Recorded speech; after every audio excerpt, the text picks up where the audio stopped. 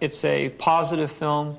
It has heroes and villains, and that it essentially is a fun movie to watch. It's been a long time since people have been able to go to the movies and see a sort of straightforward, wholesome, fun adventure.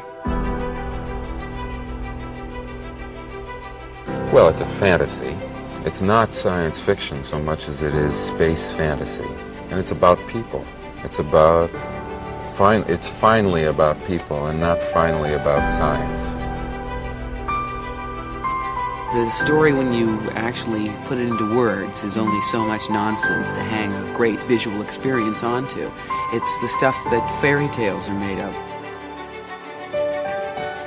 Sort of boiling down religion into a very basic concept.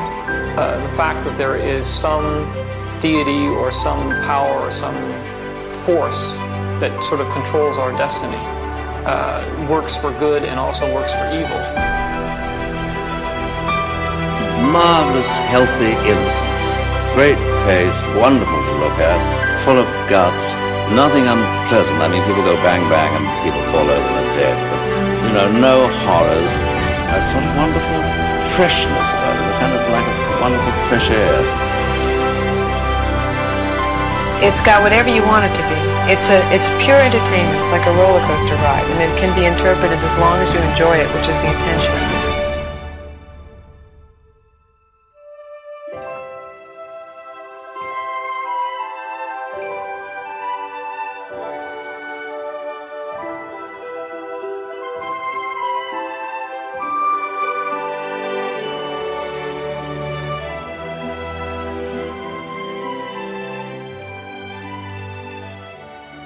Hello and welcome back to Generation Skywalker. We've got a bit of a standalone show, which one of the team will be taking us through tonight.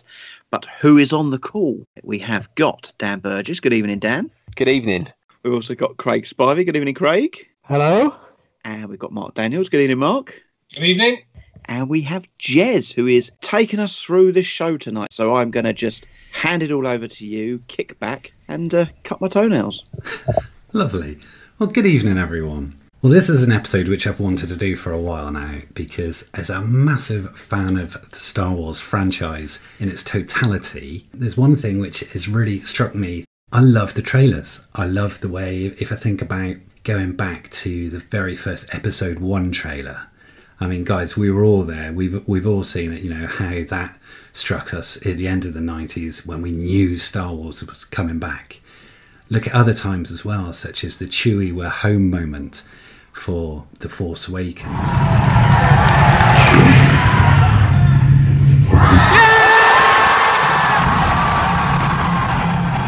And also, from my point of view, when I was at Star Wars Celebration at Anaheim with the Rebels Season 2 trailer and the reaction from the fans from an entirely different generation, that's when it occurred to me, that's when it really struck me that Star Wars isn't just about our generation. It's not just about the 40-somethings. The reactions from the fans at Celebration when they saw something significant happen in the Rebels Season 2 trailer blew my mind. We can't just run. Ezra, we were lucky to survive. The fear, the anger, the hate. I haven't sensed a presence like that since the Clone Wars. My name is Rex. Captain.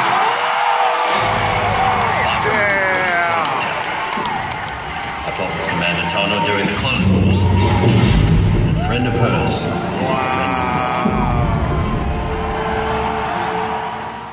And from then on, we've had the Rogue One, we've had the deep analysis, we've had the Mandalorian, even more recently with the Bad Batch. Watching trailers, the reactions to trailers, the analysis, that's hugely part of our culture now. And I wanted to take us back and I want to go through the trailers and see the different iterations and what we had. And I'm glad that you guys are with me tonight. When I finished with you, you are 100% going to want to turn on a Star Wars movie and celebrate. This is going to be a nostalgic look. But I think what we're going to do is we're going to start in chronological order as the films came out. And we're probably going to do this over 3, maybe 4 episodes.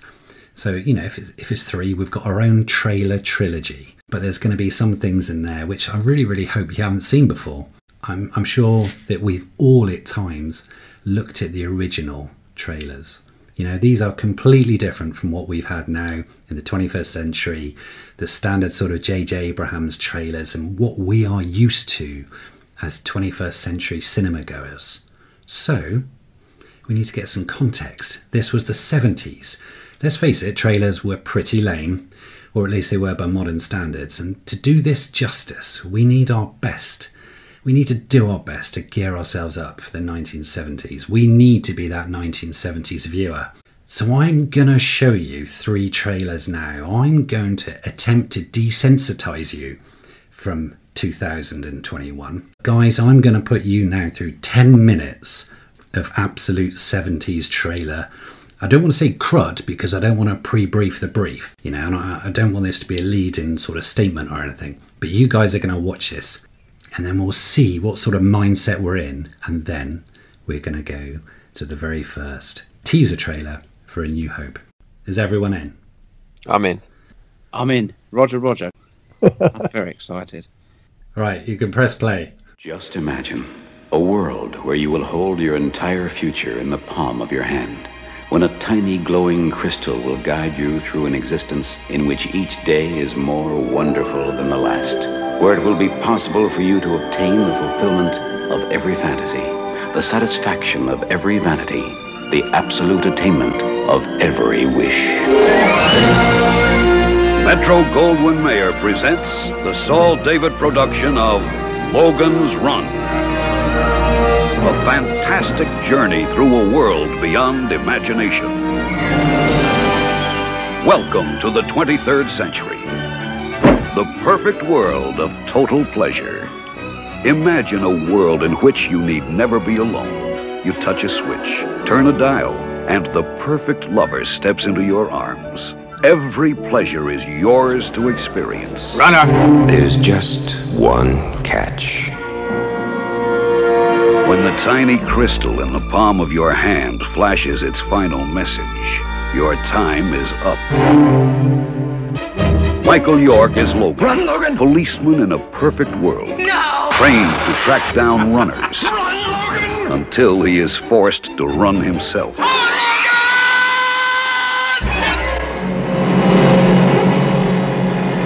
He's a runner!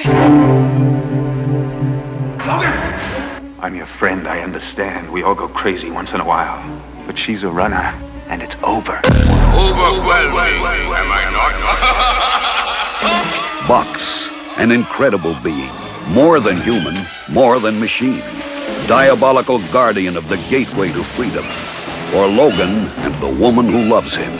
I'm really trying to strip down your brains to get you into 1970s mode.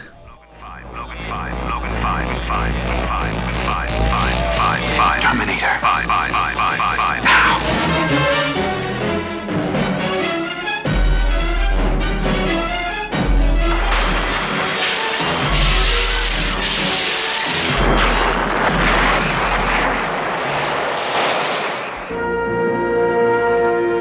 I've never seen a face like that before. That must be the look of being old. I'm really enjoying it. MGM takes you into a new age of adventure in the first motion picture of the 23rd century. Logan's Run. It begins where imagination ends. That was basically Logan's Run, the film, explained. That's right, I got one more for you. Something's wrong. Flight 23 Sierra, a private 747. The luxurious plaything of one of the world's wealthiest men. Good evening, ladies and gentlemen. I'm glad you could join us. I've lost contact with 23 Sierra. The passengers, a collection of the rich and the beautiful. He's just not here. The cargo, a priceless fortune in art. Well, they're in the Bermuda Triangle. And now, Flight 23 Sierra is off course and in trouble.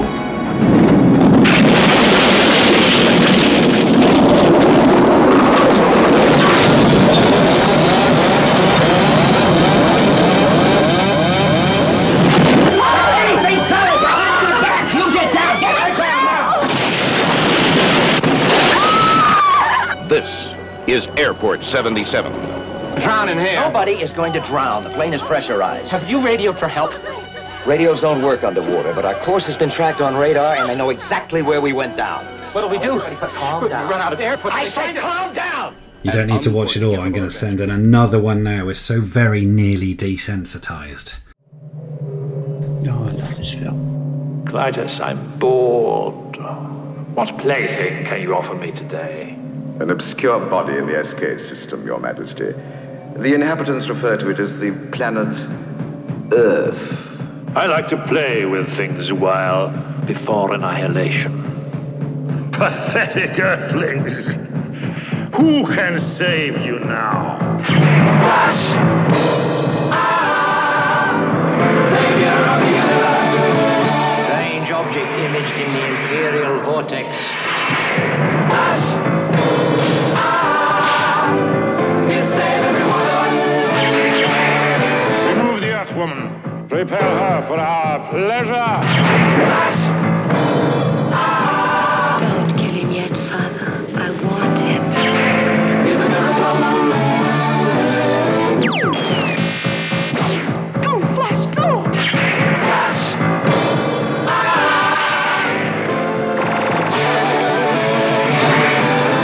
Flash!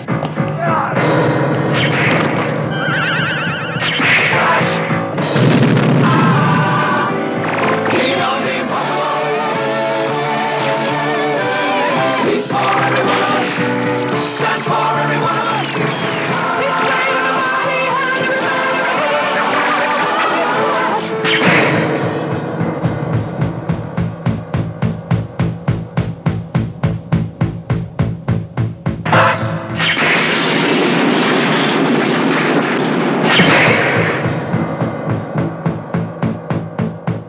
So guys, we've just gone through Logan's Run, Airport 77 and Flash Gordon. So some classic movies, but classic trailers. So what sort of mindset are we in? What themes do we see and how did they portray their trailers back in the day? Craig? Well, I think my first observation would be that all of them, with the exception of Flash Gordon, they all kind of adopt the approach that a book does, a novel. They've all got a voiceover sort of upselling the plot, and that's what it is. It's a plot synopsis. So they all have this voiceover, basically telling you what's going on. You know, setting up the premise and telling you why you should buy the book. I mean, watch the movie. Yeah, absolutely. There's a narrative to it. They're ticking boxes all over the place. They're trying to have excitement, drama, romance, and they're ticking all these things. But it's not that mindset which we have now. It's not the things to music. It's not got all the crazy effects and the rapid throwing it down your throat. So I just really needed us to go back there so we could see what else there was, what there was in the cinema, and how things were being done. So is everyone now feeling the mindset that they're prepared and they're in the cinema and they're going to watch the trailer for the very first time for this new movie which you've heard about, which is coming your way, which is called Star Wars? Let's do it. Somewhere in space, this may all be happening right now. 20th Century Fox and George Lucas, the man who brought you American Graffiti, now bring you an adventure unlike anything on your planet. Star Wars. Here they come.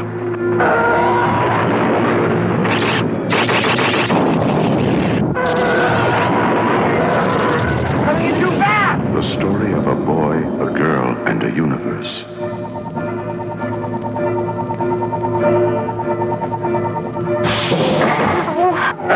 It's a big, sprawling space saga of rebellion and romance.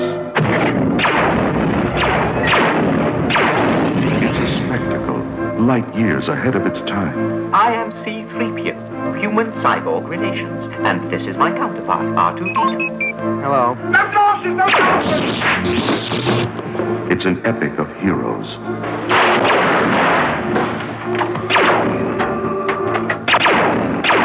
Good luck. And villains. And aliens from 1,000 worlds.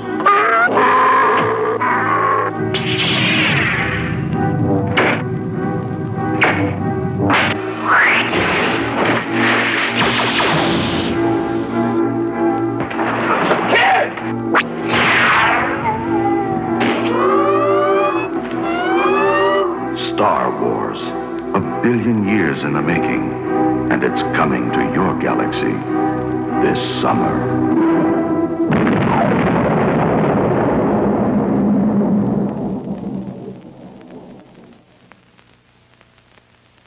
So there we are, you've just seen that for the very first time. Now, first of all, give me your immediate reactions with regards to what you're expecting or what you've seen previously. It felt very much like a darker film than Star Wars actually is. The voiceover, how he delivered the lines, and also the music, it was very sort of, I don't know, it just felt like almost like a horror film rather than a kid's space fantasy film. It lacked that kind of dynamic. A lot of the imagery was quite dynamic, but the sound and the voiceover wasn't really conveying that in terms, in conjunction with the imagery. It's quite strange. Also cool to hear War's original voice in the cantina. The guy who runs the cantina. No blasters. Yeah, they didn't dub him over for that bit, so that was quite cool. I suppose it was interesting to see when they put that together, how there were certain elements of it that were complete in terms of sound effects and stuff like that. TIE fighters, blaster fire, but then other parts like that, the cantina scene, they were obviously still in the process of putting all that together and editing it. The two lightsabers for Vader and Obi-Wan stood out, doesn't it? They're both white blades. Yeah. Very. Yeah, I mean, quite clearly that it was in a great deal of sort of pre-release, just that stuff where they're still trying to figure stuff out. This would have been released with plenty of time. What else wasn't there? The original logo. Yeah, you're absolutely right. The original logo wasn't there. The fonts were all different. It didn't feel at all Star Warsy. But one of the main reasons it didn't feel Star Warsy, and Mark, you kind of hinted at it earlier on, the music. It was that sort of very sinister, pulsing, there wasn't any orchestral backing to it. There wasn't Star Wars music. So whilst you did have things there, that very first TIE Fighter sound, Dan, you pointed out that it had the sounds, but then again, some of the background noises were off, and they later on be cleaned up in sort of post-production. The Death Star alarm was off. That was completely different. They had the Tusken sounds, so that was there. But you could also pick up a lot of it on second listening, that you'd find the sounds were very studio type sounds. They'd be cleared up later on with sort of Foley and with mixing and various things. So quite clearly this was done, several months in advance. But it was definitely action packed. It was definitely different. But there was a sinister element to it. But it was very mysterious. I thought it was great. But when you now go back to previous ones, the Logan's Run, the Flash Gordon, the Flash Gordon was very cheap in effect, wasn't it? It was very sort of slap bang pow, as in you would normally see on a sort of Batman type Saturday morning serial. Whereas this did, even in those early stages, really look quite refined and state of the art. I thought the Flash Gordon one, when you think about how the 70s trailers came across, they were all very similar with the voiceovers and the imagery and whatever. And then Flash Gordon, which was 1980, there's a very definite sort of difference between the two eras, and I felt the Flash Gordon one was a lot more polished and a lot more trailer-esque what we're used to seeing now. It looked more like a pop video, as opposed to a description of what the film was about, the hard sell, trying to explain to the audience the plot and whatever. And I'm hoping that the Empire Strikes Back one, which will have been a similar kind of era, will probably be along the same sort of lines. And when you Star Wars, 1976, 1977, that trailer would have been produced. Only 3 or 4 years later, how trailers were starting to look were a lot more polished. I totally agree. I mean, it stands out of the pick of the bunch so far tonight. I mean, it's an assemblage of imagery from the film, pretty much in sequential order. And you realise, just watching that Flash Gordon trailer, just how literal those lyrics are. Because that's sort of doing the job of the man who talks like this. Because Freddy's singing, Flash, I love you, but we've only got 14 hours to save the Earth. Is like, that's the elevator pitch, isn't it? You don't need all that all that copy that the other people had written for the trailers. I think the Star Wars one, clearly early work, isn't it? The framing of being in a galaxy far, far away a long time ago has not been established. So this idea that all this could be happening right now just feels very strange to us. Yeah. Because we're not used to that. And also, you know, Lucas, they were still selling him from the creator of American Graffiti. They still had to kind of lay down his credentials for this to be credible. It was quite sort of mixed up and bitty. Like they were sort of hedging their bets, because I think even then the studio, if you think about the whole production and how things came out, the studio weren't 100% convinced anyway. I don't know what documentary it was on, or if it was on a commentary or something, but Mark Hamill talks about that trailer and before Star Wars coming out, and being in a cinema just as a general, you know, mover going public, and that trailer played, and at the end of the trailer the voiceover says something like, come into your galaxy this summer, and he was really pleased, you know, I'm in this big film and no one knows it's me, and apparently some smart ass at the back after it said come into a galaxy or summer, he said, yeah, late night cable TV in 6 months time. Kind of burst his bubble, which I thought was stuck with me a little bit, but yeah, he done all right in the end out of it.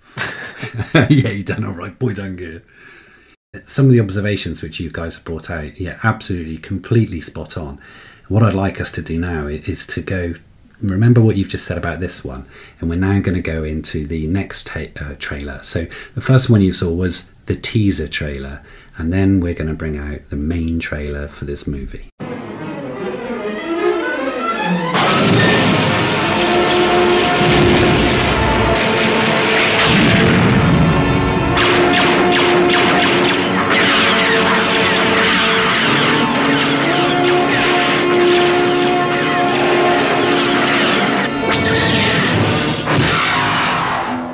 20th Century Fox and George Lucas bring you an adventure unlike anything on your planet.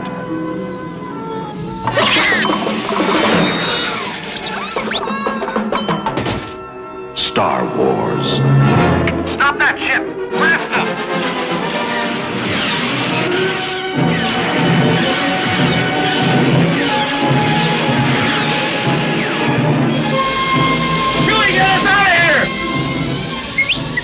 Oh my, I'd forgotten how much I hate space travel. Here they come.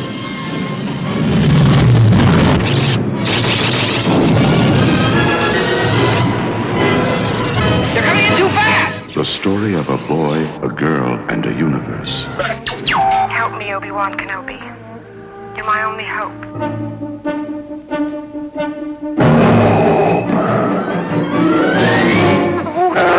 It's a big, sprawling space saga of rebellion and romance. This station is now the ultimate power in the universe. Come with you to Alderaan. There's nothing for me here now. I want to learn the ways of the Force and become a Jedi like my father. It's a spectacle, light years ahead of its time.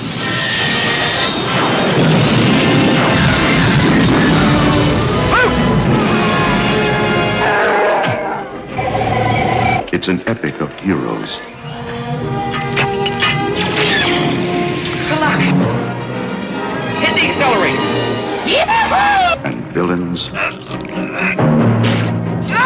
And aliens from 1,000 worlds. Go that way. You'll be malfunctioning within a day, you nearsighted scrap pile.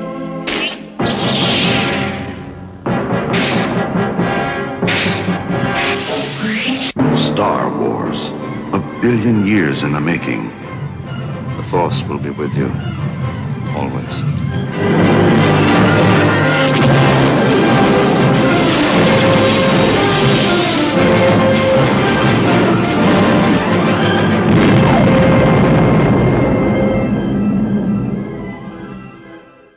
So, from one to the other, the teaser to that one, the differences. That's a really exciting trailer, isn't it? You just want to go watch it now after seeing that. I did say to you, I said, come the end of today, you're going to be like, yes, I want to do this. I want to go and watch this. So, yeah, I mean, action from the beginning. What else was there from the beginning? Music. Yeah, absolutely. And it wasn't just the one theme. It was bombastic, different themes throughout. You know, you had the rise and fall, you had the different themes. You know, there was that element of sort of the romance side of it, all the different music threading and beautifully sort of telling that story, but crucially without really giving anything away. You know, there's a boy and then there's a girl, and the spectacle light years ahead of its time. But yeah, when we say instant action and music, there was actually something else at the very beginning. Now, I don't know, you know, you guys may be making notes or what have you, but what was there a long time ago? Yeah, absolutely. Yeah, the logo, a long time ago in a galaxy far, far away. I mean, just to see that for the very first time after having never seen that before. As you say, Dan, I mean, there's not much more to it, is there, really?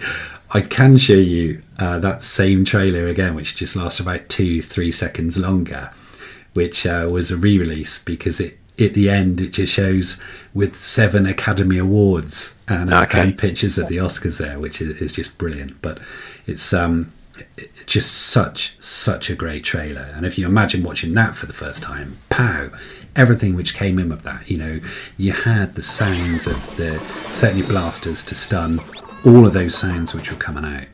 They're still trailing the boy and girl romance angle quite a bit. If I didn't know Star Wars, it looks like a love story, which is a popular cinematic trope. So I kind of get that, but it's not how it played out ultimately. It almost felt like they just had that voiceover of that guy, and they just wanted to put it in there. So they could have just left that out completely. It just played the images and had exactly the same impact. Yeah, it wasn't really needed, was it? There was a lovely edit that I spotted when the stun blast comes out in the little circle. It cuts to the escape pod, which is like the circular aperture, and it goes off into space. That was a particularly nice touch.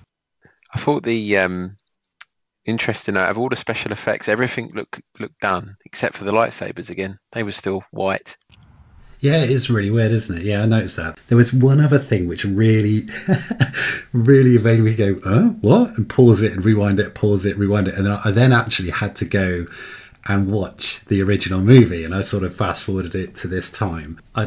Where he sort of falls down off the... Yeah, he sort of jumps off the step, doesn't he? Yeah, when I was watching that trailer, I was like, what's he just done there?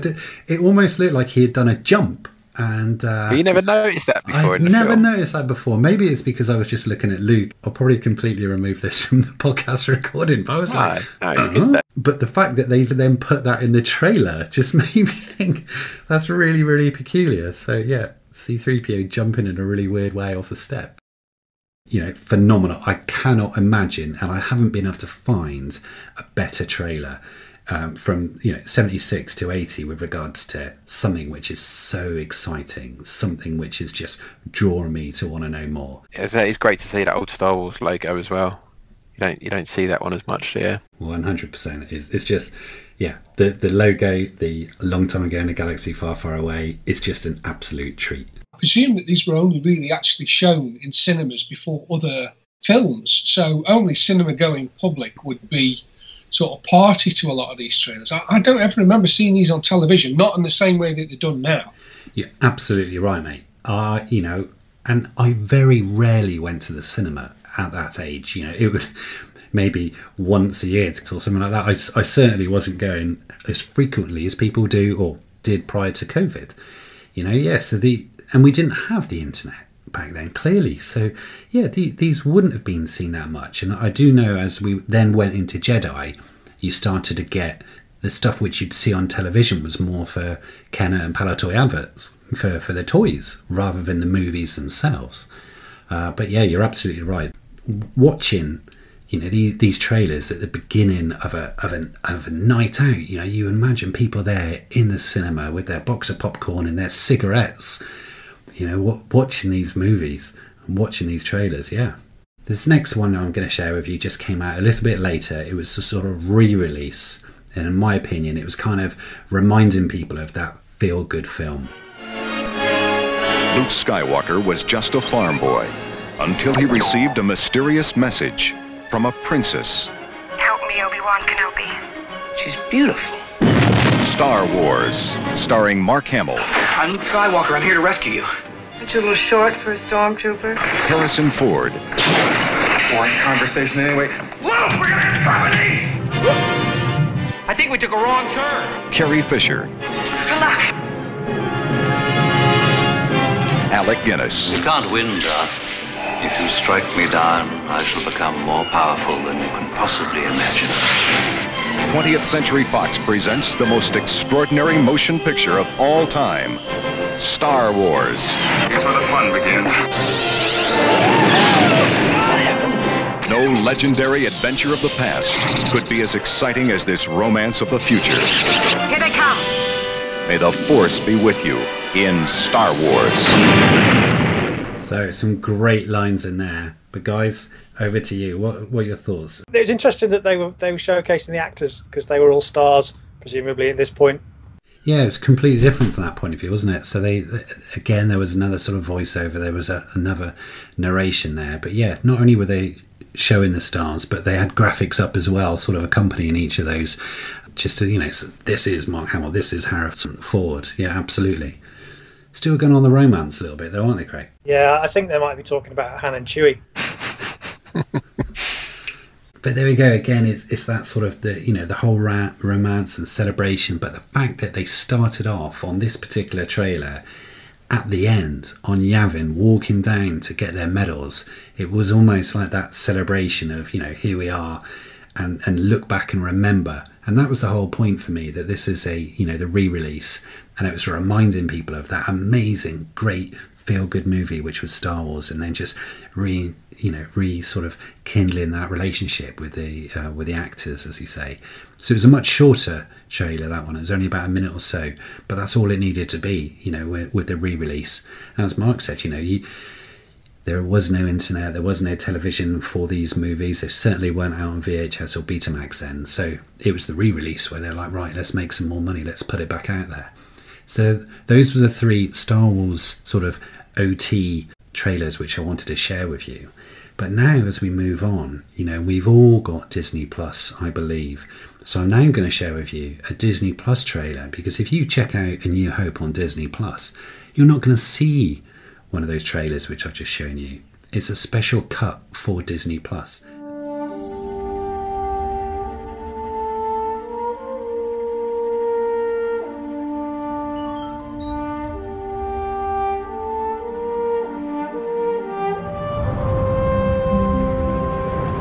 Okay, hit it!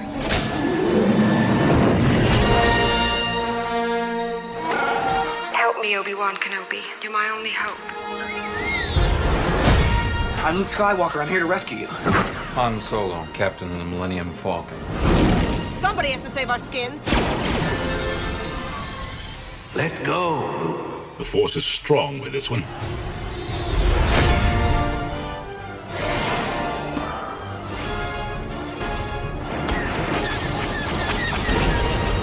I got him! Great kid! Don't get cocky! I don't know what all this trouble is about, but I'm sure it must be your fault. So we go, the Disney version. And Dan, yes, the saber was red this time. So yeah, completely different feel right from the very beginning, with Han going, yeah, okay, hit it. You can tell that they've dragged it into the 21st century, but I'd like a comparison now of the original ones from 1977. Let's just have a comparison. It's very hard to compare them, isn't it? You've got 40 years worth of cultural resonance at play in the last one. It plays like a greatest hits of the famous lines. They're the lines that became synonymous with those characters that at the time they made those first trailers, that wouldn't have existed. Interesting you say that, because there'll be something which comes up later on, which when I saw that on a first trailer, I was like, oh wow, cultural, brilliant. But yeah, you're absolutely right. I mean, that's had the life of it. It's been completely cleaned up there. Obviously, the Blu-ray and the very latest Blu-ray versions, it's much faster. It's fast-paced, isn't it? And it's all over the place. But again, just watching that, you just think, we're looking at this, loving the Hot Toys, loving the Mandalorian, people enjoying the Bad Batch. But after watching stuff like this, I'm like, yeah, I'm an OT boy at heart, I think it just goes to show how polished Disney have sort of got the whole Star Wars trailers in particular. And I think it would be fair to say that The Phantom Menace was the birth of what we class now as a good cinema trailer. The art of the cinema trailer, it was born with The Phantom Menace. And subsequently, Disney have nailed the trailers for every single Star Wars film that they have produced so far as I'm concerned. Even though some of the films themselves probably have been met with a bit more of a lukewarm reception, I think it's fair to say that the trailers, every single one, is just, you just sit there and you can feel the tears welling up. And watching that last one that Disney produced, like Craig says, you've got 40 years of history of Star Wars, imagery, music, script to fall back on, and whoever created that obviously knew the subject incredibly well. And it was a very, very good trailer, and I think it sums up what we all sort of feel about Star Wars in a few seconds. I think I preferred the second one though. I don't know, maybe that one is just a bit too polished. Han saying, hit it as the, and then all the music kicks in and everything kicks off in the trailer. It's just too modern. Maybe I just getting a bit old now and a bit nostalgic for it all. But yeah, that second trailer was the one for me. You are entitled to be wrong, Dan. I know. I'll tell you what, it's brilliant to listen to your different opinions on it, and how, as you say, 40 years of sort of pent up emotion. And I remember what I was like when I watched Force Awakens, and I had that release of emotions, and just, as you do with the whole Chewie we're home thing. And there'll be some trailers which I'm going to show you shortly where, first time I watched them, I was having goosebumps, and there's another one where I watched it earlier on just to try and make sure that this was all ready. And afterwards I was like, pull yourself together, man. Have a word with yourself, because it's just us, isn't it? And it's why we're here, and it's why we do this podcast, because we're so, committed to it. We've given up so much time, and it is a passion of ours, and it really, really gets us. And I think this is a perfect segue into passion and fan-made films and treats. And this is the last little element now of A New Hope for me before we move on to the sequel, The Empire Strikes Back. The internet now is full of fan films, fan-made films, and some of them are absolutely phenomenal. We've seen some of the remakes of Star Wars Restored, etc. But I just want to now show, so there's a few different people who are doing these, and I'm going to show two now, A New Hope ones. And this first one is by AD Edits.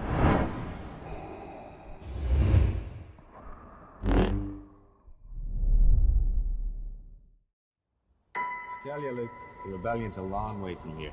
This planet, big hunk of nothing.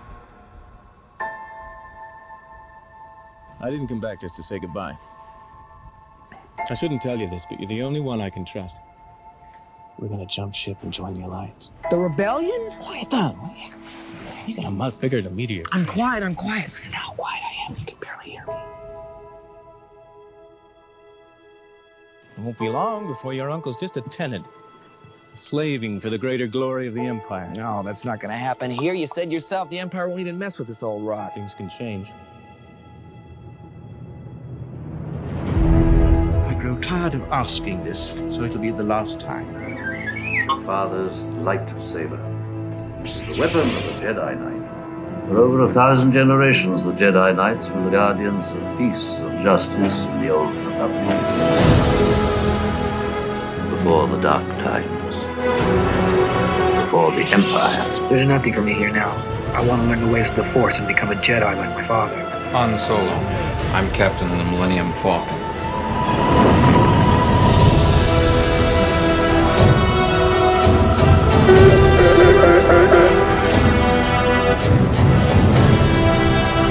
Taking an awful risk, Vader. This had better work.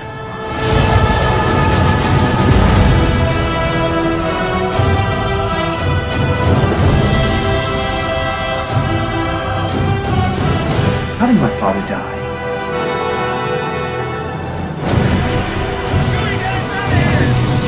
Awake, Luke! It's too dangerous!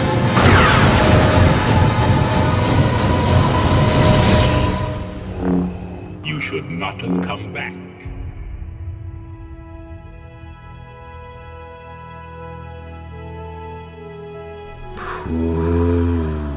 What do you think? That voiceover with Biggs at the beginning really threw me. I wondered if I was watching the right thing.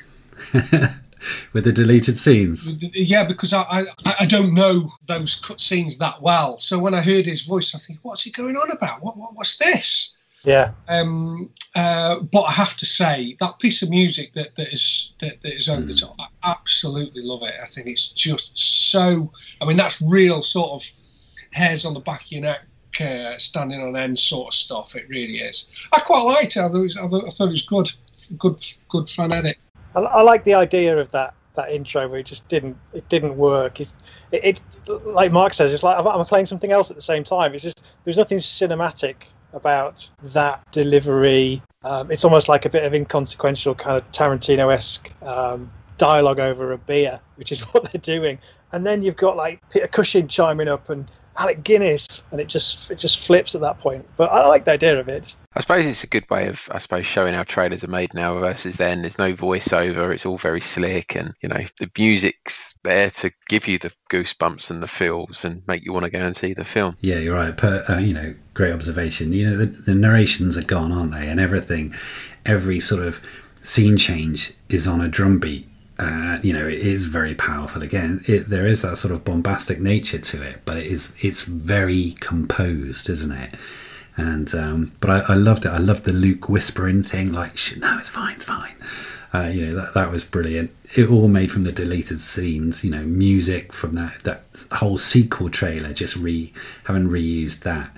And then there was, blink and you miss it, half a second of the I don't know the name for it, but the guys they've done the Vader and Obi-Wan battle fight. Yeah, and that's how modern trailers, they like to end on that cliffhanger. So you've got Vader swinging his saber and Obi-Wan dodging it, and then it cuts to black, and that's what you'd expect in a modern trailer. I don't know if Thanos was fighting Iron Man, he'd throw a punch and then it would cut away at the last second. Yeah. Brilliant. So again, we've seen these whole treats, and it's now just making me go, oh, New Hope. But again, as you say, that music is just rousing, isn't it? It's just that symphonic. It's just everything about that. I think because it combines for me my love of the OT, but the sort of whole embracing excitement for the sequels, all wrapped into one sort of glorious trailer. I just think it's brilliant. So that was the AD Edits trailer, and I've got this now final one for you from Terrastone. For over 1,000 generations, the Jedi Knights were the guardians of peace and justice in the Old Republic. Before the Dark Tide. Before the Empire. My ship has fallen under attack, and I'm afraid my mission to bring you to Alderaan has failed. You must learn the ways of the Force if you're to come with me to Alderaan. Alderaan? Han Solo. I'm Captain of the Millennium Falcon.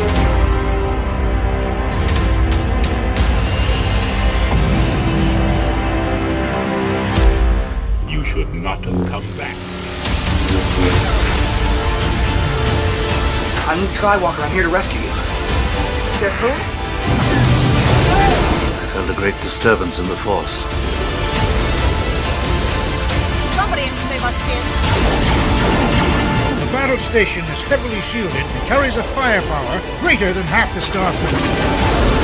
Don't underestimate the Force.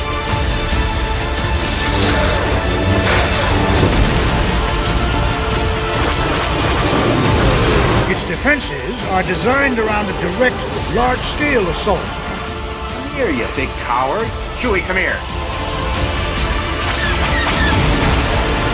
A small, one-man fighter should be able to penetrate the outer defense.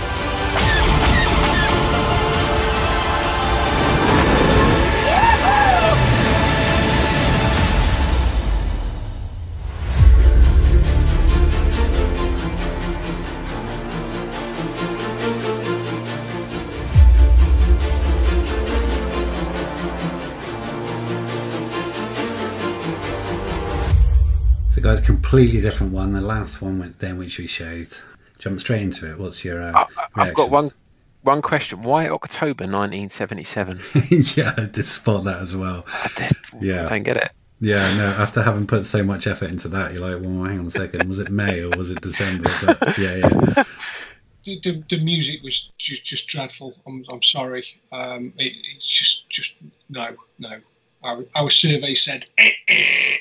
That one had more in common with the Logan's Run one we watched. It was the story in a very linear way from the start of the mission to things blowing up to Han Solo going, "Yay, we won!"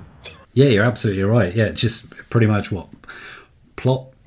Sort of plot spoiler, maybe, who knows? But yeah, so Mark, as you say, music, I guess from his point of view, he was, whilst reusing all the images from the movie, probably felt that he couldn't put the music on. And sometimes you get that with YouTube, don't they? That they will stop your videos if you're using copyrighted music.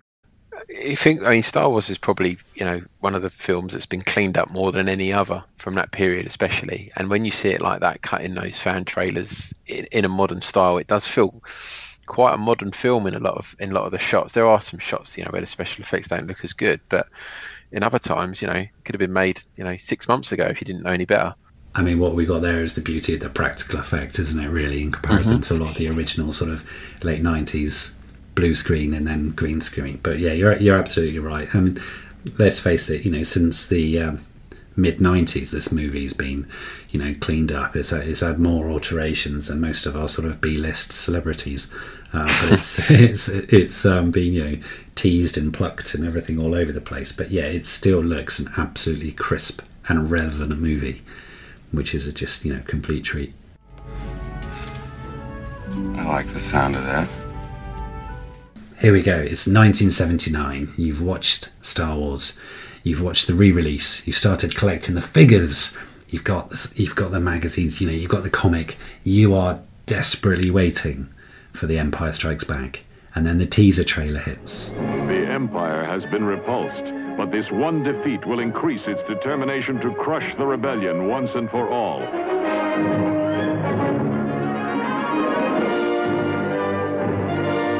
In the continuation of the Star Wars saga, the Empire strikes back, and Luke, Han, and Princess Leia must confront its awesome might.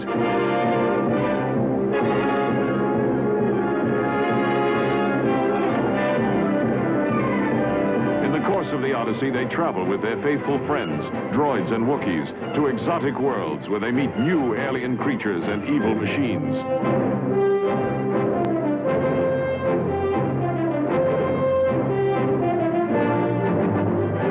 Culminating in an awesome confrontation between Luke Skywalker and the master of the dark side of the Force, Darth Vader.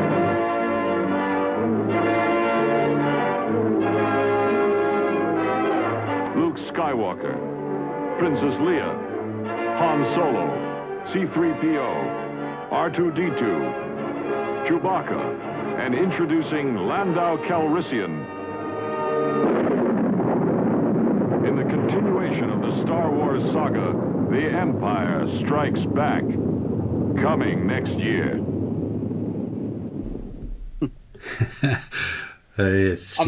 Go on. I mean, those, obviously they're using the Macquarie art as we know it now, but you can't see what the hell's going on them. They whizzed past them so quickly. You wouldn't have been able to freeze it, would you, back in those days like you could now? It almost harked back to the original Star Wars teaser trailer. It had got that similar kind of vibe, probably not as dark and as foreboding as the original Star Wars one. Probably a bit more faster paced and a bit more dynamic and in tune with what Star Wars actually was. But it felt very much like it had almost gone backwards in terms of sort of style and substance. Really, didn't feel like 4 years later, did it?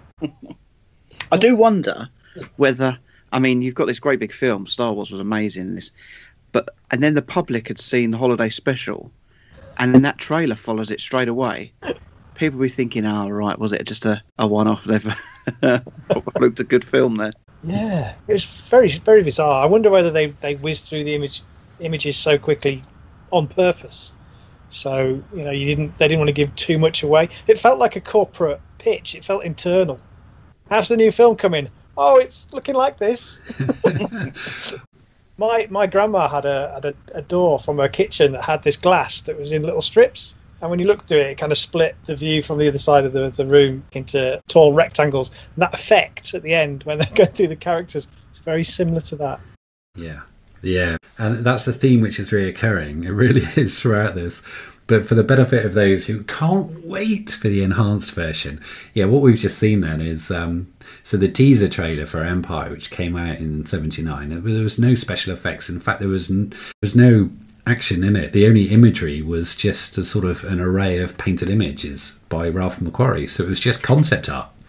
So you had the narration there, and it was just concept art. And as Stu points out, this followed the holiday special, and people in the UK wouldn't have seen that, but for the millions who tuned in to watch that in the USA, they thought that they were going to have the sequel to Star Wars, which turned out to be some sort of, show on acid, which then also had a cartoon, and then they see this teaser again, which was conceptual art.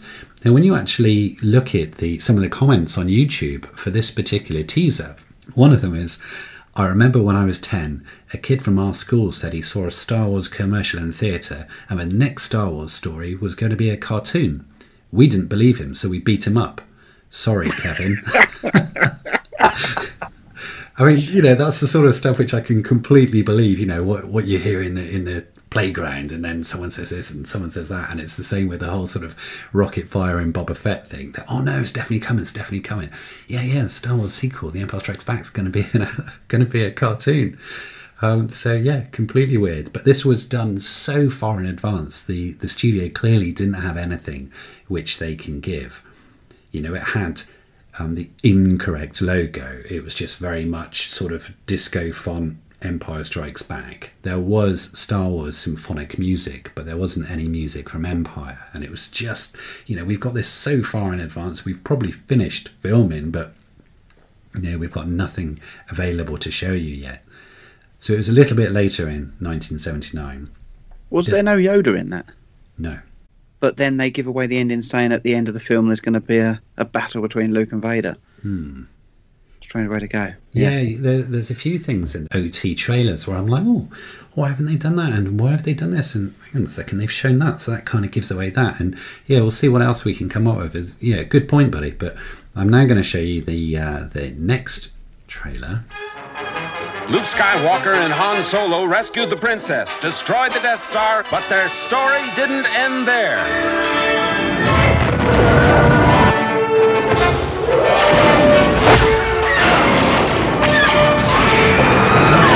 Now, the creators of the biggest smash hit of all time bring you the next episode in the Star Wars saga, The Empire Strikes Back.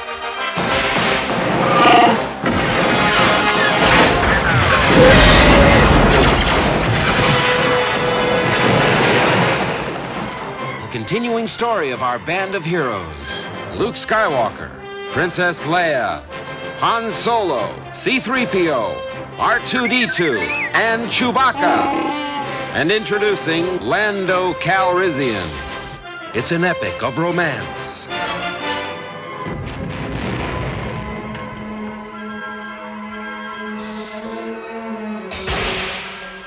Of heroes and villains.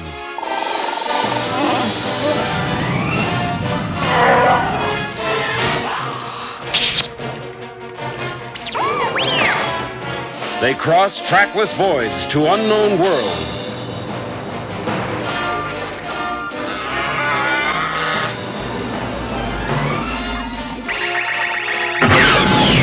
A galactic odyssey against oppression.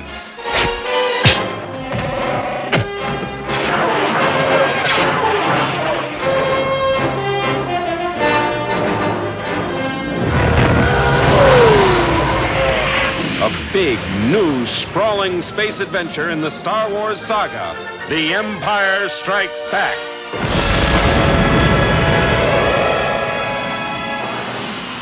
Coming to your galaxy next summer.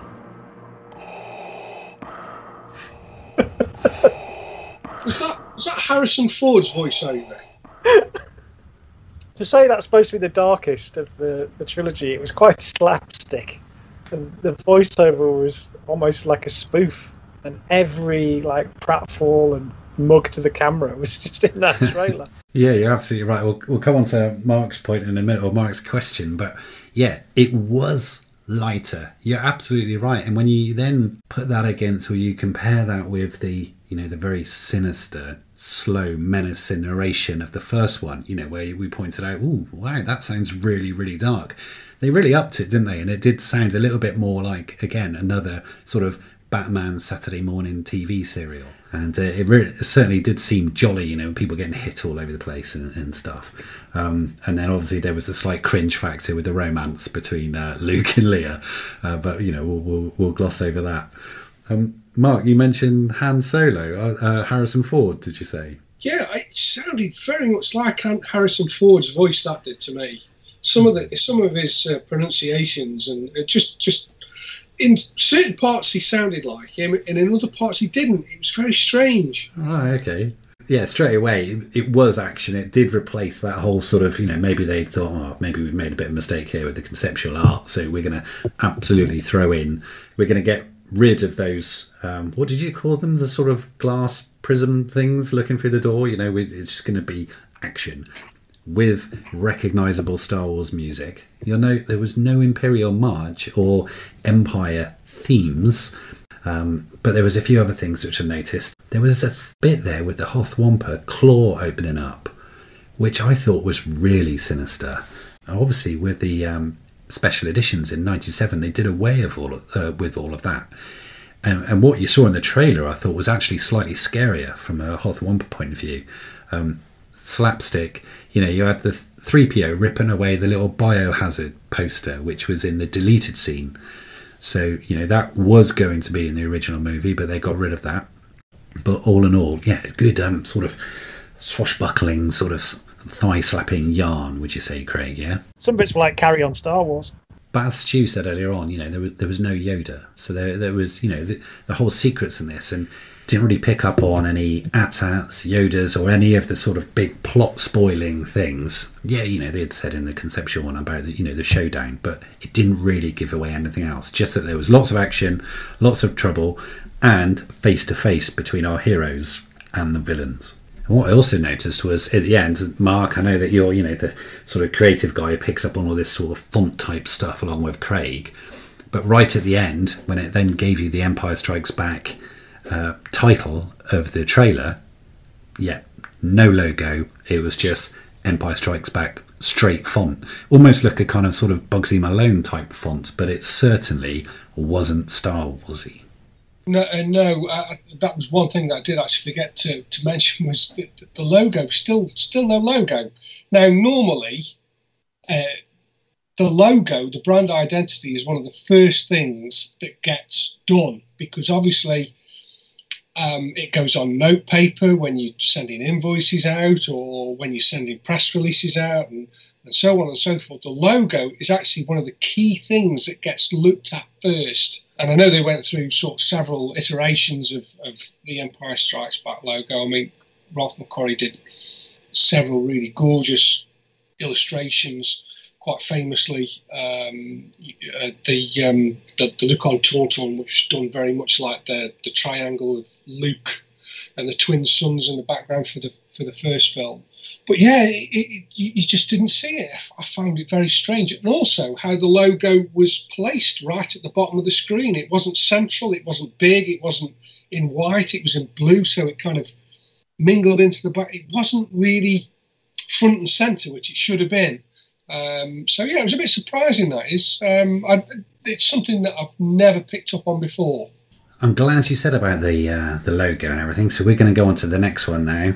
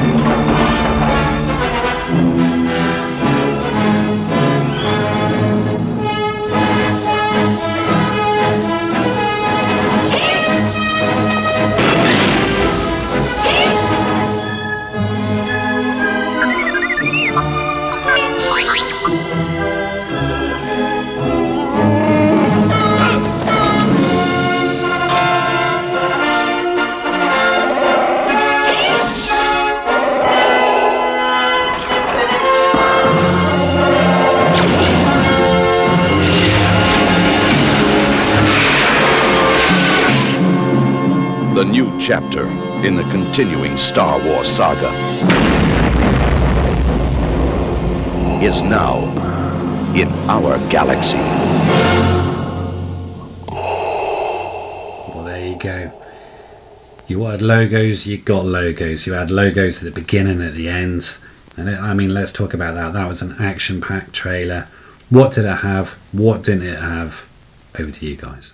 It pretty much covered the majority of it, didn't it, really? It had a sort of glimpse of Yoda in there. Finally had the AT-ATs in there. They got the logo nailed. So in terms of trailers, that was the most polished one for Empire from the original trilogy I think there is. It was better for not having a voiceover, I think. Lovely to see a Marnock splat on the windscreen, wasn't it? I liked Vader flying. The way it was edited made it look, I can fly in this one. And that funny lenticular transition was back. I heard you get excited during that. I think I think it's quite funky. It was better used sparingly. Kind of like breaking the fourth wall a little bit, because they were quite clearly staged sort of studio photographs, weren't they? Of sort of, this is a Han photograph, this is a Leia photograph, and for me, whilst yes, it was reminding people of the characters, but it was kind of like, oh, that's not Star Wars, that's just posed for photograph. And they were flogging the soundtrack at the end as well. Well, I hadn't noticed that. I've seen that soundtrack available. Ah, right, yeah. No, I didn't quite see that. But which I think, from memory, that used to happen quite a bit. You used to get it on movie posters as well, didn't you? You used to get them selling the paperback books, somewhat rotten as well. Paperback books available from Del Rey, is it, or Ballantine Press. If you look at the end credits of films from that era, they were always pushing the paperbacks. A pile of old books.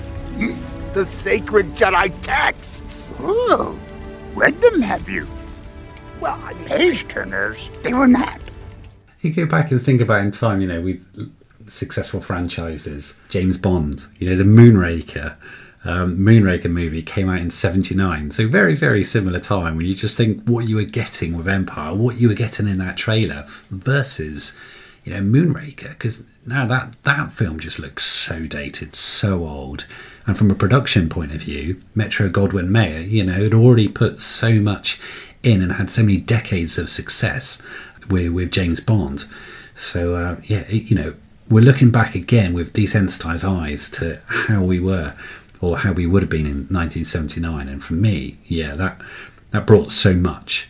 And again, a really, really exciting time. Now, the next time which I want us to go to is 1982.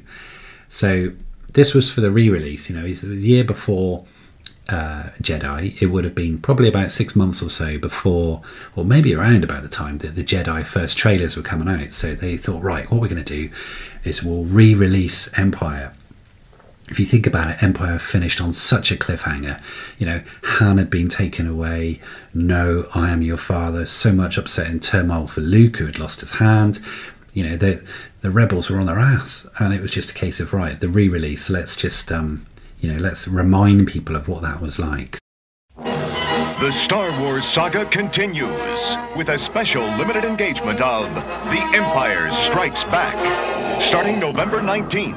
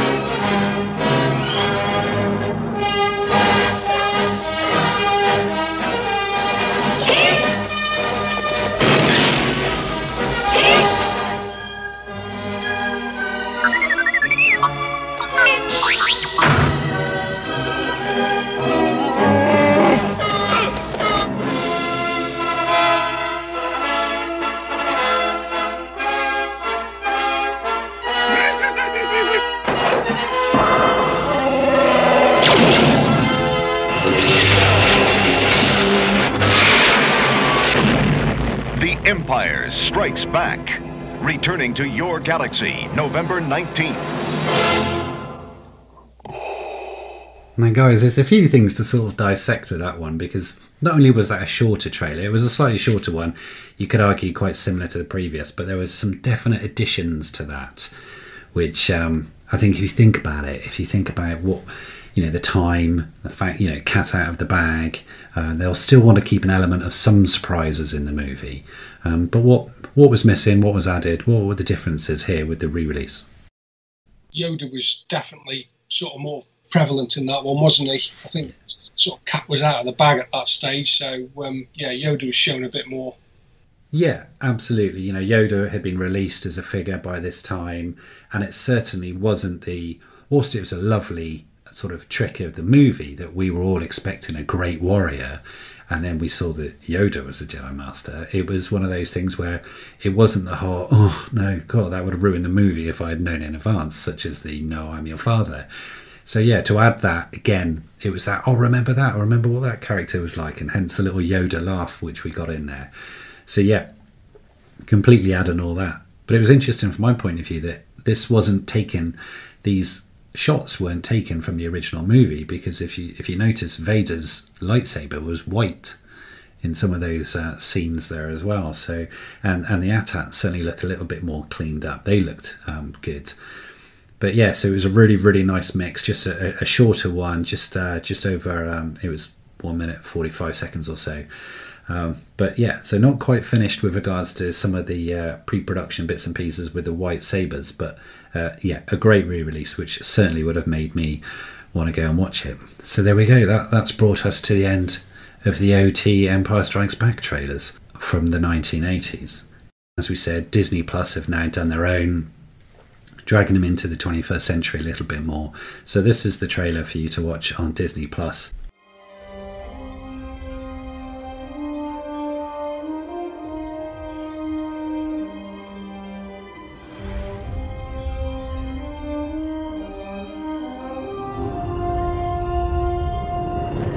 Watch this. Watch what? I think we're in trouble. This is a dangerous time, when you will be tempted by the dark side. I'm not afraid. You will be. Try not. Do or do not. There is no try. I love you. I know. The Force is with you, Skywalker. But you are not a Jedi yet.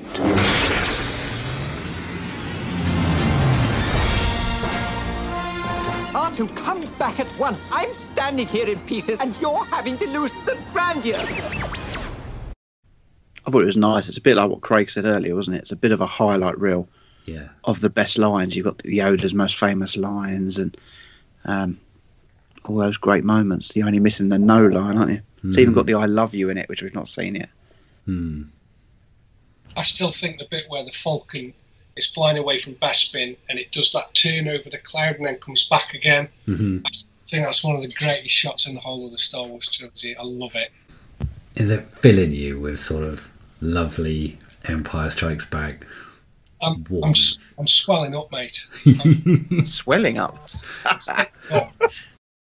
It's quite a self-aware trailer when you see that one and the Disney Plus Star Wars one. So they use sort of Han accelerating in the Falcon and in the same way, in the same point in the trailer. Yeah. This time it doesn't jump to hyperspace. It's quite sweet. Well, sort of, talking sweet, feel-good feels and, how it is. I've got now 2 more modern for you to see. So, we spoke about the fan-made ones earlier on. Now, this next one is another one by AD Edits, and then I'm going to show you the Tom F version. And, it was one of these two. I think it was the Tom where I got goosebumps when I watched it for the first time.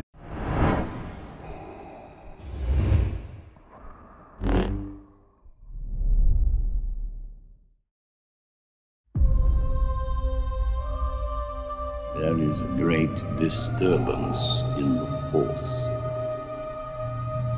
I have felt it. We have a new enemy.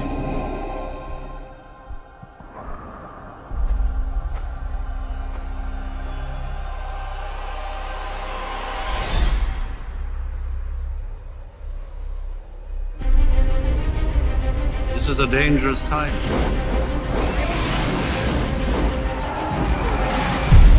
You will be tempted by the dark side of the Force.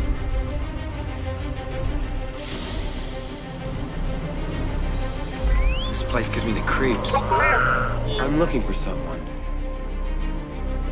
I'm looking for a great warrior. Vader. Is the dark side stronger? There will be a substantial reward for the one who finds the Millennium Falcon. Keep your eyes open, huh? Right now, I feel like I can take on the whole Empire myself. I know what you mean. The rebels are alerted to our presence. Prepare your troops for a surface attack. I won't fail you. I'm not afraid. You will be. You will be.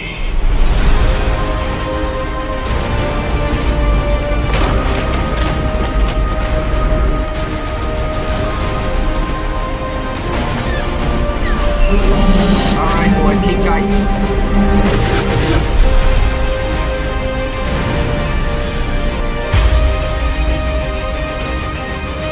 Can end this destructive conflict and bring order to the galaxy.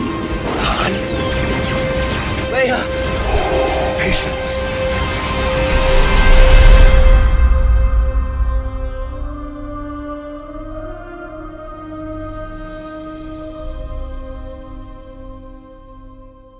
What did you think? Very good. I love it. The one thing that I think it lacked was this was a guy that used that original piece of music on the other on his Star Wars one, wasn't it? The really sort of goosebumpy bit of Star Wars music. If there was a piece of music for Empire like that had been reimagined, shall we say, in apostrophes. I think that just would have just tipped it over the edge as being absolutely perfect. But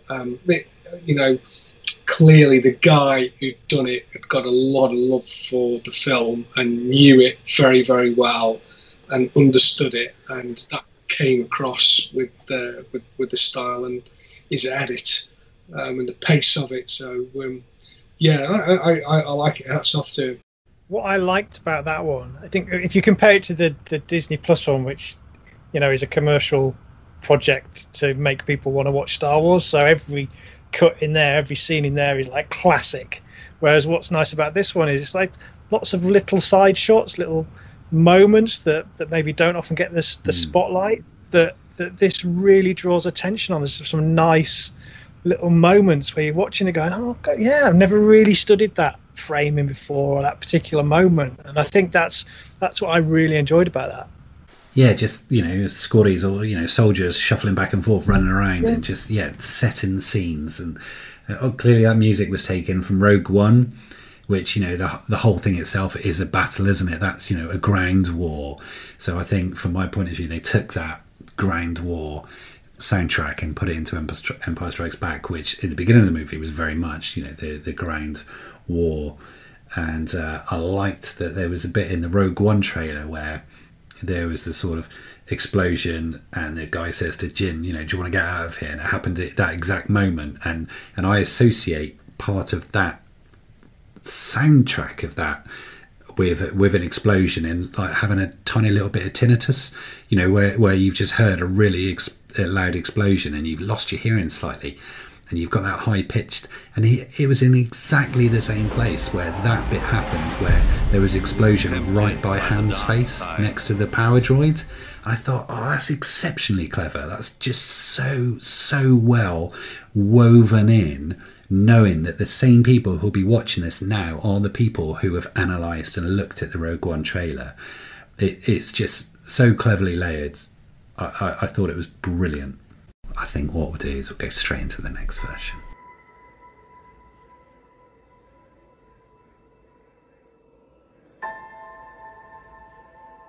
Why are you here?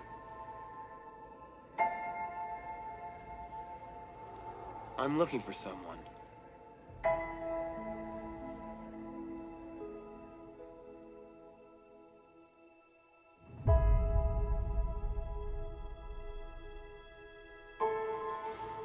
I gotta leave. I can't stay anymore.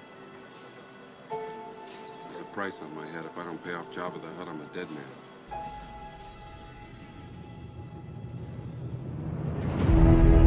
There is a great disturbance in the Force. We have a new enemy. The son of Skywalker must not become a Jedi. It is you and your abilities the Emperor wants. That is why your friends are made to suffer. But I can help them. I feel the Force. I don't want to lose you the way I lost Vader. There is no escape.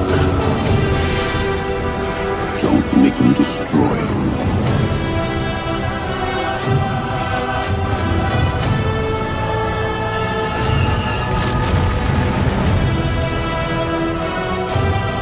Don't give in to hate. That leads to the dark side.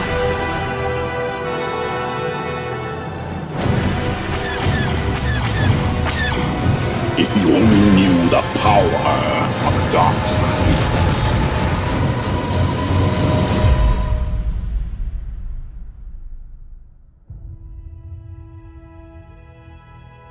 Yeah, for me personally, that it's the music. Without the music, if you took the music away, I think it would possibly just become another sort of fan edit of a film. It's the music really that sold it to me on that. What all these contemporary versions use, the technique that they all use, I think they're probably all the ones we've looked at got in common, is that little fade to black. It's almost like you've got this slow blink, just sets the pace. But I think it works. But it's a real kind of signifier of a modern trailer, that to see a glimpse of something, it fades to black, you reappear someone else. Yeah, there is that sort of build, simmer, drop, and then sort of launch into it, isn't there? Then simmer at the end. But yeah, it was an interesting one because things were out of sequence, obviously, which I quite like, again, because it doesn't spoil the sort of context behind the movie. But it was a lot of the beginning was about Han having to leave, and it was like, I'm talking, I've got to go, and it was stuff which, again, you wouldn't ordinarily see in a trailer, and we haven't focused on so far. But it was like, the story of Han having to go, and then the next shot was him sort of zooming away after the battle at sort of Echo Base, where the Falcon's just leaving, but it's an indication of I'm out of here, and it kind of looks like Han left before all the other trouble. But yeah, you're right, it's the music, and again, I think just very much like earlier on, it's because I've got so much sort of passion and love for the OT, but then my whole feelings for the sequel trilogy, and just studying and sort of analysing those sequel trailers over and over again. I mean, for me, it does tick those boxes though, and it just reminds me, in this world of Mandalorian and everything else that we love, that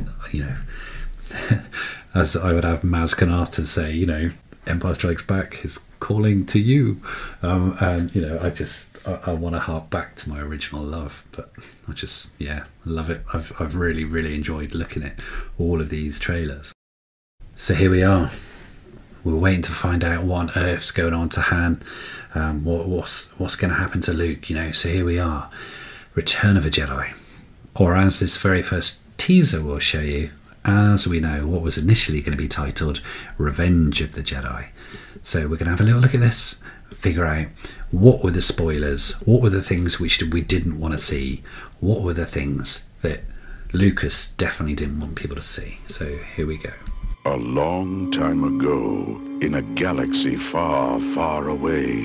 The next chapter in the Star Wars saga, Revenge of the Jedi.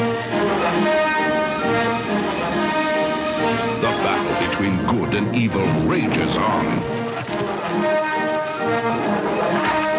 Join the further adventures of Luke Skywalker, Han Solo,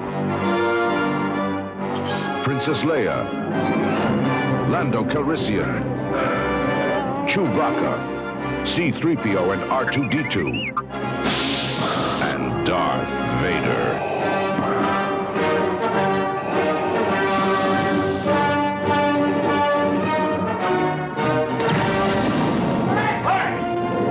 A journey to alien worlds. It's a trap. A rebellion against oppression. An epic of heroes and villains. An adventure as vast as the universe.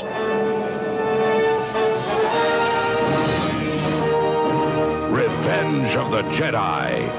Coming May 25th to a theater in your galaxy. Go on, dissect that one. It does not feel like it's sort of moved on stylistically, does it? Not at all. Considering there's like 7 years between the first Star Wars one and this one, it just doesn't feel as though it's moved on anywhere. There's no change in the style, the presentation, the pace. It's all very, very similar. So yeah, I find that surprising. I thought there would have been some kind of new trend, or going back to the Flash Gordon one. That, you know, considering that was 1980, 1979, 1980, that felt so much more polished and more stylistically different to any of the Star Wars ones so far. It's quite surprising, really. Yeah, no, I'd agree with that. It's just an assemblage of footage, isn't it? Just, yeah, here are some scenes. But it's just a big trap. I mean, I love the fact that It's a Trap was in there. I mean, who'd have known back then how popular that would have been, you know? But to me, not only was it just a collection of sort of similar scenes, but it was like it was a collection of the same narrative. It was, here we are with Luke and Han and Leia and Lando and R2 and Darth Vader. And then it goes on to say, and aliens and around the universe. And I'm like, hang on a second, have they picked up the wrong script? But what was the craziest thing? I mean, I kind of hinted at it before we actually watched that trailer, but if you think about how Empire ended, this was the teaser trailer. What sort of catastrophic failure have they done? I mean, surely George should have looked at this and just gone, whoa, stop. This isn't what we want on a trailer. What was the big obvious sort of spoiler? Han being out and about. Yeah. I mean, you know, the whole thing about, you know, the crawl at the beginning was, yeah, we need to try and rescue Han, we need to try and get Han back. You would have thought, at the very least at the trailer, they would have kind of, you know, left him out. So, yeah, really weird. Very, very similar sort of themes, very similar narrative, and just the big sort of giveaway on Han. Anything else you guys noticed? Obi-Wan wasn't a ghost. I had not picked up on that. Okay.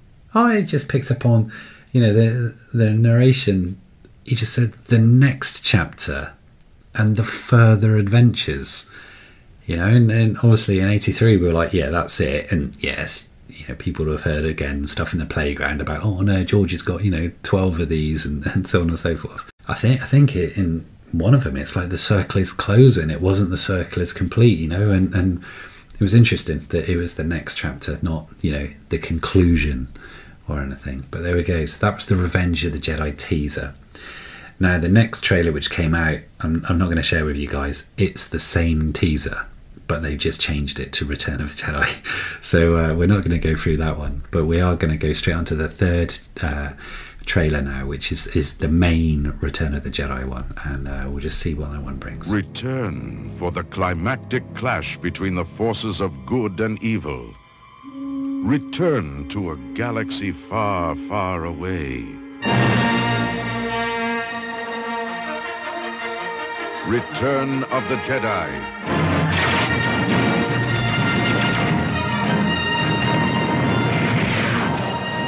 The next chapter in the continuing Star Wars saga.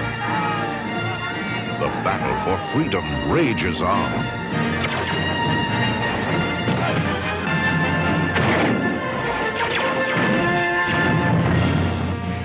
the heart of a hero, the courage of a rebel, the strength of a leader, the loyalty of comrades, the power of the Force, the cunning of the enemy,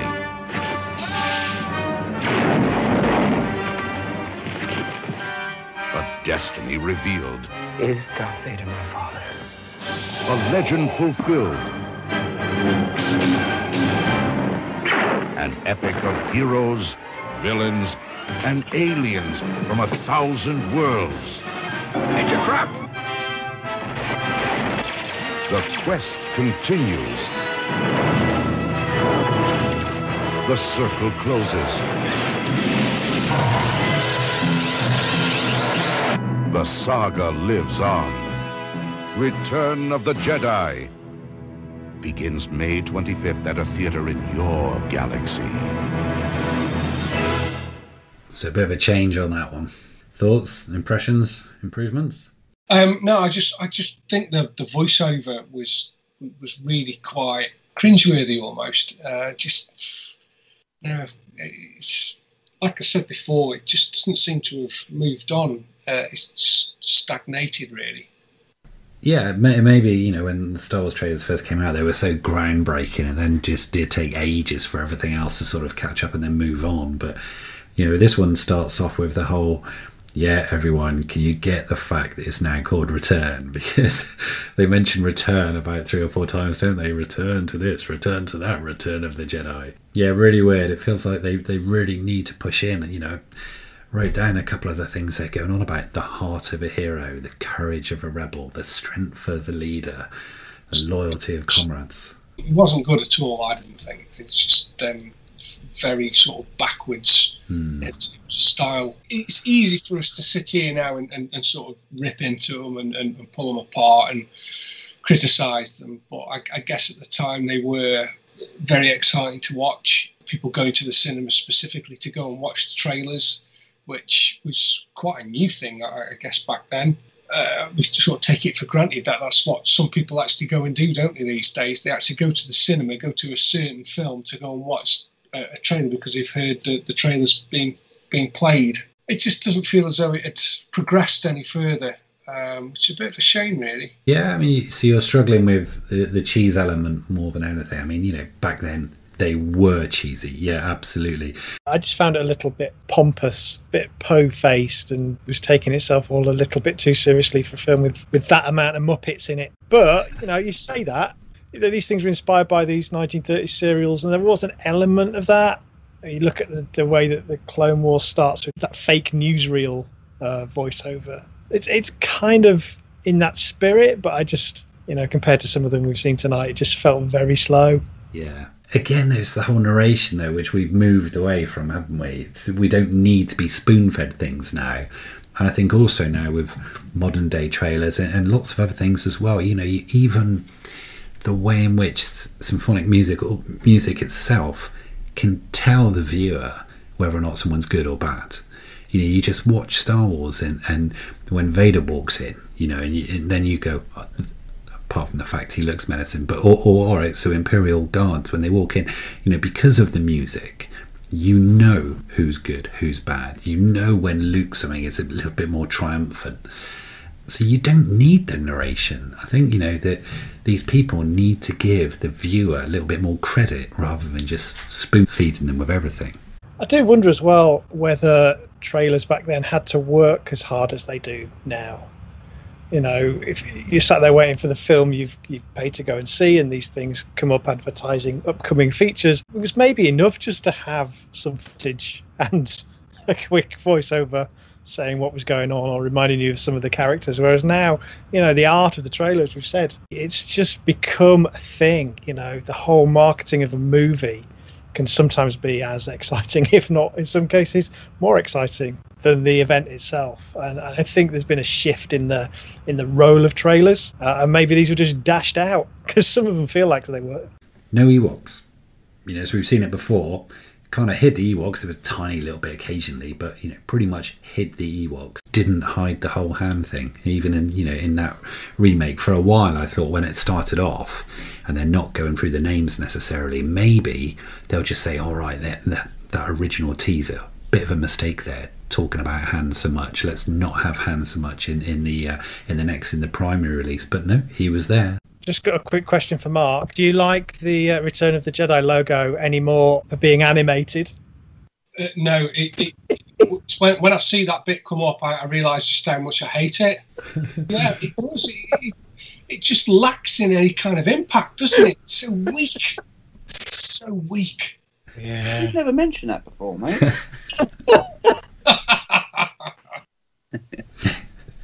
Right, so here we go. I'm now going to be sharing with you the Disney Plus version, so the latest 21st century remake of the Return of the Jedi trailer.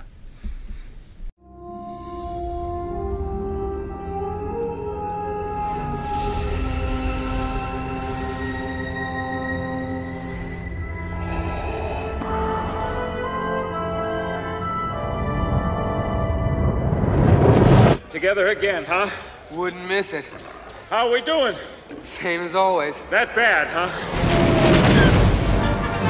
Soon the rebellion will be crushed. The young Skywalker will be one of us. Vader. You must confront Vader. Fighters coming in. I'll never turn to the dark side. So be it.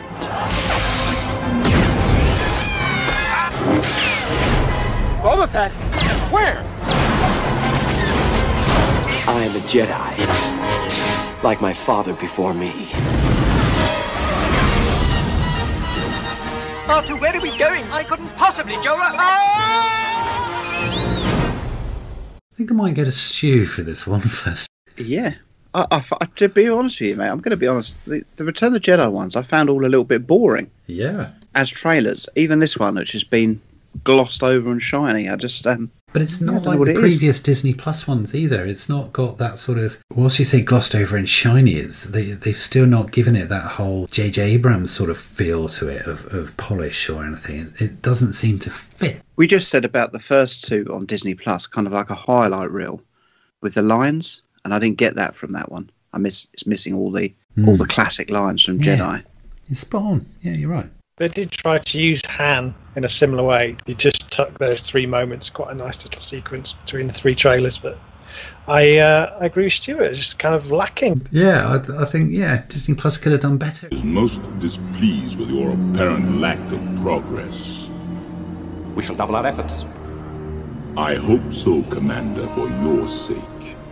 The Emperor is not as forgiving as I am.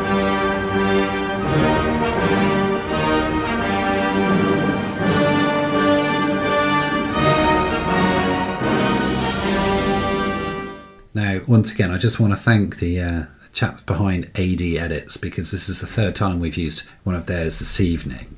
And another modern look at the Return of the Jedi, and hopefully you guys will like this one.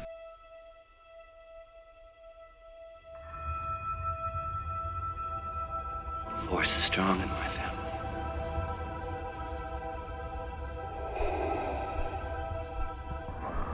My father has it.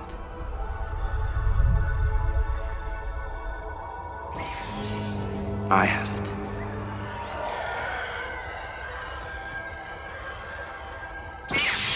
You have that power too.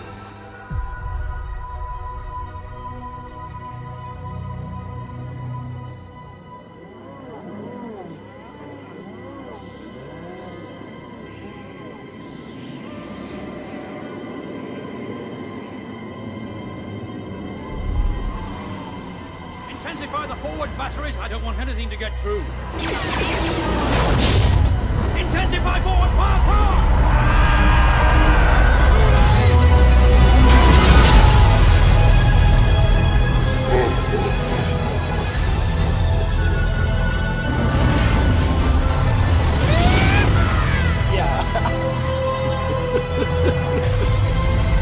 Your friends have failed.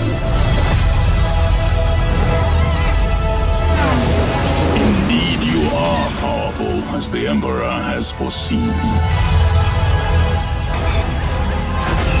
You, like your father, and now mine.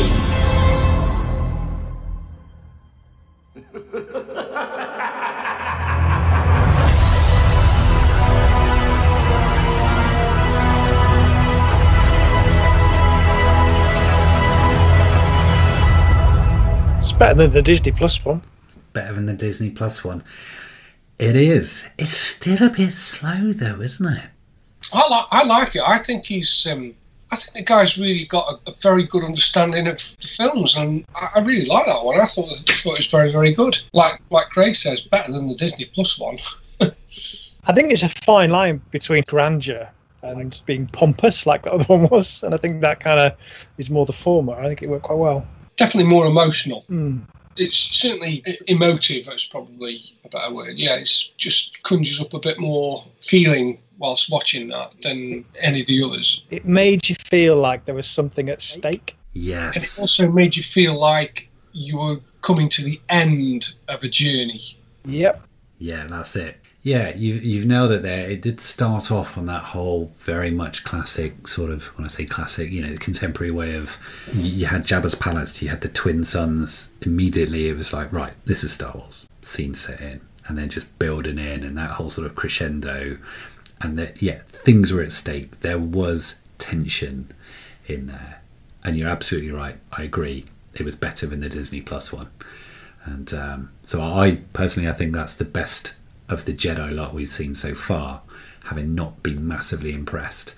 I look back at my time, as a kid, and I was hugely excited, particularly watching the TV commercials, for Kennan's Palatoy, the biker scout in particular, zooming in and out of, the kitchen table legs and seeing all those different things. So maybe we're just not desensitized enough. Maybe we are expecting too much. But for me, that ticked the box, and I did like that. I think by the time sort of Jedi, we'd reached the Jedi era. Marketing, specifically Lucasfilm's marketing department, had really started to get switched on to how to play the game and how to get people interested. It wasn't enough to go by word of mouth. So you were seeing stuff on things like Blue Peter, screen tests, news round. They started to understand that they had to start putting stuff out through other places other than just playing a trailer at the cinema. Like you mentioned, TV adverts for the toys. And I remember that advert very, very clearly, where the two speeder bikes, underneath the table between the chair legs. I remember very clearly watching that and understanding where that scene related to the actual film. And that's quite important, because before then, as a child, watching Star Wars films was a massive, massive treat. Now, I only got to see Star Wars when it reached television. I never got to see it on the cinema. So when you see clips from Star Wars as a child, it was hard to relate characters to scenes, whereas by the time Jedi had hit, I'd seen it on different kids' programs, so I could start to relate to the scenes that the toys were trying to sell to. And I think by then the marketing departments had started to gather pace and started to learn their craft a lot more. Thanks for that, Mark. Yeah, 100%. Hey guys, the one thing which no one's mentioned so far is, Han didn't feature in that at all, apart from there was one sort of scene from Jabba's sail barge, only lasted about a second, focusing on the skiff, and Luke, on the skiff, it was R2 to Luke. It was that sort of scene. If you had freeze framed it, yes, you would have seen Han in the background. But what I'd like to do with you now is share the final fan-made one of the night, which is made by Terrorstone, so the guy who made the second of the Star Wars ones which we watched. So here you go. I hope you enjoy.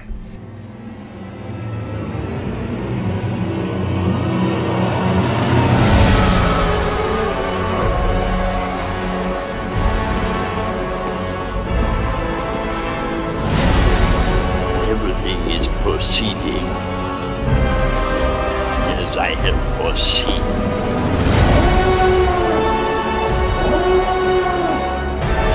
You cannot escape your destiny. You must face Darth Vader again.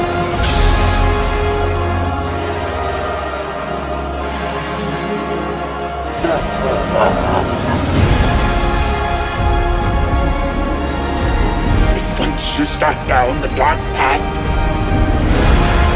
forever will it dominate your destiny. Consume you it will. Our friends. Well done.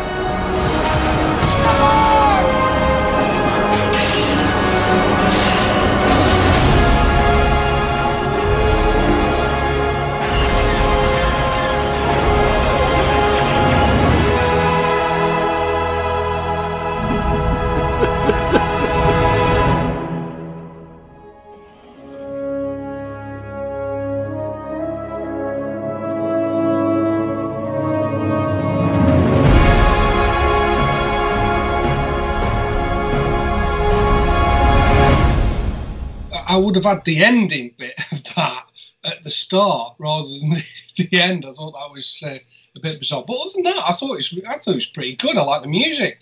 I thought he didn't get the music right in the last one, but I think he nailed it on that one. Yeah, I quite liked the end. I thought, here we go, we're going to end with another Emperor's Laugh, and then they had that little coda at the end. I just thought it was quite sweet. Yeah, it was good, wasn't it?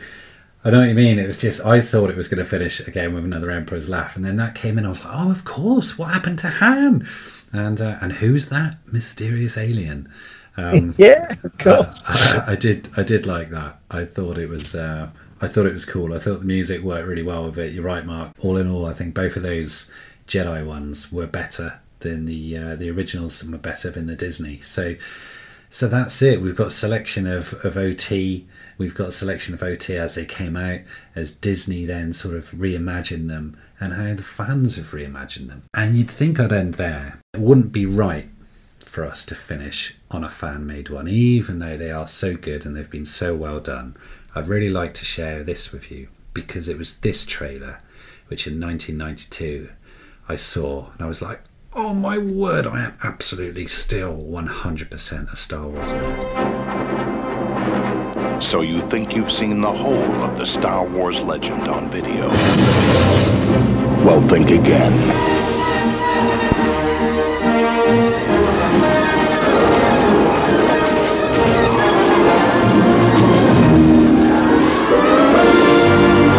I've forgotten how much I hate space travel. Now, for the first time, you can experience the complete saga in its original format. Widescreen. I am your father. That's impossible! Fox Video are proud to announce this unique collector's series. Too short for a stormtrooper. I'm Luke Skywalker. I'm here to rescue you. Good luck. Direct from the Digital Masters with hi-fi stereo sound. May the Force be with us. As you've never seen them on video before. In widescreen. I'm on the leader. I lost R2. You're not actually going into an asteroid field.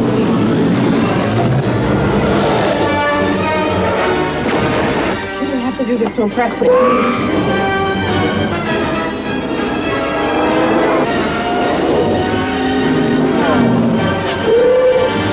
From the ice world of Hoth to the deserts of Tatooine.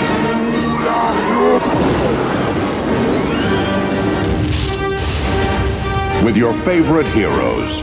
Traveling through hyperspace ain't like dusting crops, boy. You strike me down, I shall become more powerful than you can possibly imagine. And your darkest enemies. You will die. All the romance. I love you. I know. All the grandeur. Believe it. That is why you fail. All the excitement. All right, boys, keep tight now. Going in.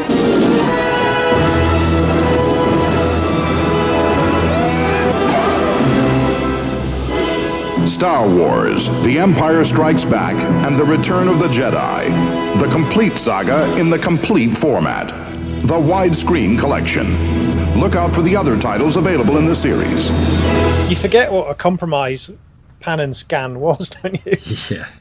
I was 17 when that came out. You know, I was in sixth form. I was, you know, in college, just started with, you know, the occasional Saturday job and working here, working there. But when that came out, I was like, wow, I've got to get those. I have to buy those. Yeah, I've got copies of each of it on, you know, from telly on VHS, and I've got the original Star Wars on VHS, I'm sure. But no, what? Widescreen? Oh my goodness, that looks amazing. And that was a great trailer. That had everything, didn't it? And I didn't mind the narration. That narration to me, whilst still a little bit cheesy, to me ticked all the boxes. I had to rush out. I didn't have the money on me at the time to get those videos, but I had to get them. I had to borrow some money, and I was like, right, I need all those videos in my life immediately. And I got extremely fond memories of that. And it was just, so I got the figures. Then in 85, 86, started to maybe not like the figures as much, get into skateboarding. But it was only a few years later when that happened. I was like, yeah, bam, no, I'm back in. Bad Boys for Life, Star Wars for Life. Thoughts on that? I mean, it differs from all the others because it's a montage of all three movies, so it's got that going for it. And it's, I guess it's a piece of work with a very specific brief, isn't it? We need to tell people that, you know, they've been missing a lot of the Star Wars experience at home. So it does that job really well. A lot of the images that they picked, particularly at the start, where they're all kind of sat on the bench in the Falcon, proper widescreen shot. You wouldn't have seen everybody there in the pan and scan version. So it does a really good job. I think it was sort of 1992 when that was first aired on television. We're talking about the very dark times being a Star Wars fan, when there was so little out there. So when these were advertised, it was like, oh my God, you know, new Star Wars, because that's what effectively it was. It was new Star Wars. So I remember it quite well, and I remember those videos hitting the shelves. And I think I might have stolen a poster from one of the shops. I used to work in a video shop, sort of early 90s, and I remember nicking it off the wall, thinking, I'm gonna half-inch that. And taking it home with me. So good times, but dark times as well. Before the dark times, before the Empire. Guys, thanks so much for joining me this evening for this. Yes, there are other ones which we could have looked at. There would have been, you know, the occasional TV spot, and let's not forget the special editions which came out in 1997 as we start gearing towards the prequels. You know, we're going to be looking at the prequels on another time, and then we'll look at the sequels as well. And I think that's how we'll do it. I've enjoyed tonight. Thanks ever so much for, you know, sharing it with me and giving me your point of view and your thoughts on what they got right and what they got wrong. It's been good, mate. It's been interesting. It's not something I've really given a lot of thought to, especially the original trilogy trailers. I think a lot of people tend to think about the sequel and prequel trailers, but no, I've enjoyed it. I've learned a couple of things as well tonight. So yeah, it's been interesting. Love it. Looking forward to going on to the prequels. Yeah, thank you, Jez. That was really well put together. I mean, I would quite like to set a challenge actually for before December to everyone to come up with their own trailer montage, and we put them out there to be voted on. I think that could be great fun. I'm just going to copy and paste one of those Terra Stone ones. But with Terra Stone printed on the right of the screen. I'll find somebody who can mask that out. Well, awesome. Well, guys, yeah, once again, thanks so much. And that's it for me. Stu, do you want to do the sort of goodbyes? Yeah, what mate. Let's just give a shout out to our social media, because obviously you can follow us on Twitter, Facebook and Instagram just by searching Generation Skywalker. Head over to YouTube, because this one's going to be fascinating for the enhanced. A lot of work going to be going on there. So again, search Generation Skywalker. You can find our podcasts on any podcast player or app. Wherever you want to listen to it, we will be there. And of course, go to www.generation GenerationSkywalker.com, where you can find links to all our shows, all our videos, and of course the blog posts over there. Jez, thank you so much for putting that on. It's been a blast. I think I've actually been quite quiet and just sat back and watched all these videos a couple of times. So sorry, but it was brilliant, Jez. Thank you for putting it together for us, mate. It really was a fun ride. But it is from us this month. Goodbye from Mark. Good night. It is goodbye from Craig. Cheerio. It's good night from Dan. Goodbye. Thanks for having me. And it's good night from Jezebel. See you next time. And it is good night from me. And we are Generation Skywalker.